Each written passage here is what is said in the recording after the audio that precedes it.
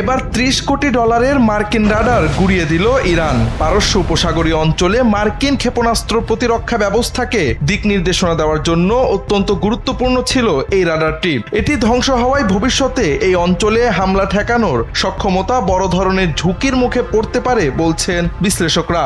মার্কিন এক কর্মকর্তার বরাতে এ তথ্য প্রকাশ করেছে সিএনএন এর প্রতিবেদনে বলা হয়, বাণিজ্যিক স্যাটেলাইট থেকে পাওয়া ছবিগুলো দেখাচ্ছে যুদ্ধের শুরুর দিনগুলোতে জর্ডানের মুয়াফফাক সালতি বিমান ঘাঁটিতে মার্কিন থার্ড ক্ষেপণাস্ত্র প্রতিরক্ষা ব্যবস্থায় ব্যবহৃত একটি আরটিএক্স কর্পোরেশনের NTTPY-2 রাডার এবং আনুষঙ্গিক সরঞ্জাম ধ্বংস করা হয়েছে।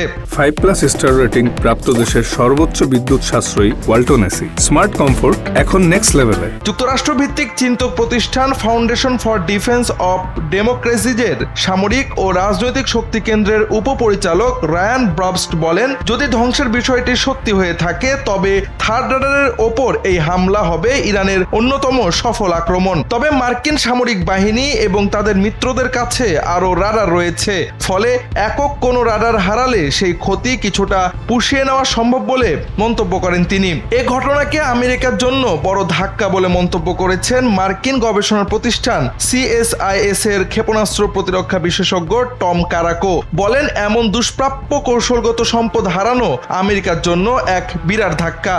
তাছাড়া 2012 সালের লক্ষ্যমাত্রা অনুযায়ী সেনাবাহিনীর 9টি থার্ড ব্যাটারি প্রয়োজন ছিল, যা এখন নেই। বিশ্লেষকরা বলছেন, মার্কিন এই রাডারের কাজ মূলত বায়ুমণ্ডলের একেবারে শেষ সীমানায় ব্যালিস্টিক ক্ষেপণাস্ত্র ধ্বংস করা। এর মাধ্যমে তারা প্যাট্রিয়ট ব্যাটারির চেয়েও অনেক বেশি কঠিন ও জটিল হুমকি মোকাবেলা করতে পারে।